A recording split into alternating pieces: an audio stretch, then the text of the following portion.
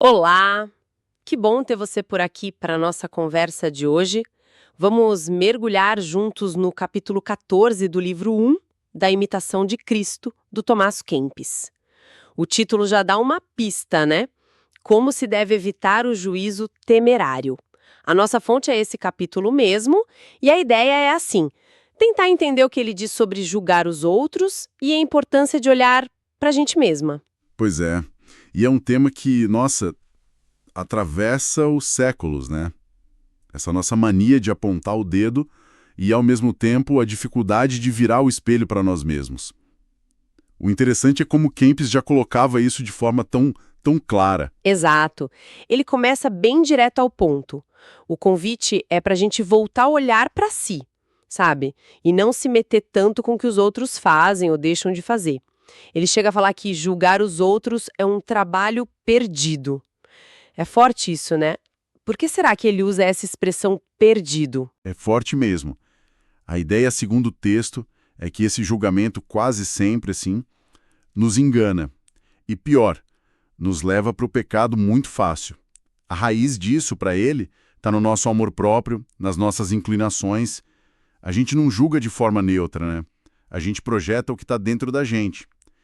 Kempis até sugere que se o nosso foco fosse mais em Deus, ou num ideal maior, talvez as opiniões diferentes, as ações dos outros que nos contrariam, não iriam nos abalar tanto. Aham. E aí fica bem interessante mesmo, porque o texto fala de algo sutil, que muita gente, às vezes, sem nem perceber, está buscando a si mesma no que faz. Acha que está em paz, mas é uma paz meio superficial. Qualquer coisinha, uma discordância, Exato. pronto. A inquietação aparece, a tristeza vem. Ele diz que é daí que nascem as brigas, até entre amigos próximos. É um exemplo claro, né? Sim, essa fragilidade da paz é um ponto central. E ele conecta isso com a nossa dificuldade, que é bem real, de largar hábitos antigos e principalmente as nossas opiniões, aquelas que a gente acha que são as certas.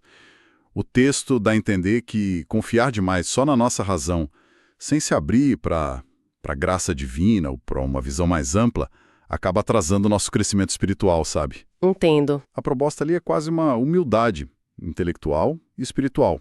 Reconhecer que nossa razão tem limite e deixar que um amor mais desinteressado guie nosso jeito de entender as coisas. E para dar mais força a esse argumento, o capítulo traz umas reflexões que citam a Bíblia, né? Como essas passagens ajudam a afirmar essa ideia contra o julgamento? Elas funcionam como um reforço, dão um piso, uma autoridade maior para essa advertência.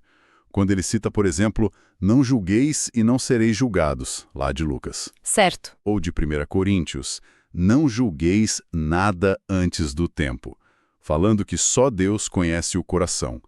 E também aquela outra, se nos julgássemos a nós mesmos. Uhum. Todas essas passagens servem para mostrar por que o julgamento é temerário, ou seja, porque é imprudente, arriscado mesmo. E quais seriam essas razões específicas que ele aponta?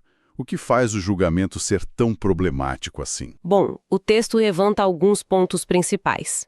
Primeiro, né, quando a gente julga a intenção do outro, a gente está meio que pegando para si um papel que seria de Deus, que é o único que realmente conhece o coração. Segundo, a gente simplesmente não sabe o que se passa lá dentro, no segredo das trevas, como o texto fala. Nossas informações são sempre parciais. E terceiro, que talvez seja o ponto mais prático. Enquanto a gente está lá gastando energia para julgar o outro, A gente esquece da gente. Exatamente. A gente deixa de fazer o nosso trabalho principal, que é olhar para dentro, se autoexaminar. Isso até levanta uma questão interessante sobre um paradoxo que Kempis percebe.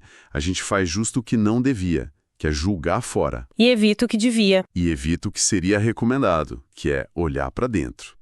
Quase como se fosse uma fuga para não ter que encarar as próprias falhas, né? É verdade. O capítulo termina com uma oração bem bonita pedindo força, tanto para a gente aguentar ser julgado, quanto para não cair nessa cilada de julgar os outros injustamente. Então, se a gente fosse tirar uma mensagem central disso tudo para quem está ouvindo a gente, qual seria? Olha, acho que a mensagem essencial é um chamado bem forte para a introspecção e para a humildade. O caminho mais seguro, mais proveitoso, não é sair criticando rápido por aí, mas sim o caminho do autoconhecimento constante, de vigiar nossos próprios motivos, nossas falhas. É um convite para mudar o foco, sabe? Tirar um pouco de fora e trazer para dentro. Uma análise muito, muito rica dessas ideias do capítulo 14. Agradecemos demais a companhia de quem nos acompanhou nessa exploração. E se essa conversa fez sentido, se você gostou de aprofundar nesses temas, fica o convite para se inscrever aqui no canal, deixar aquele like e ativar as notificações. Assim você não perde os nossos próximos encontros. A gente sabe que acompanhar por aqui é ótimo para ter insights, para ter uma visão geral, mas ler a obra direto, O Imitação de Cristo, nossa, oferece uma profundidade muito maior. Para quem sentir esse chamado de mais fundo mesmo, o link para adquirir o livro está aqui na descrição, tá bom? E fiquem ligados porque a análise do próximo capítulo já está no forno e chega logo logo. Até a próxima!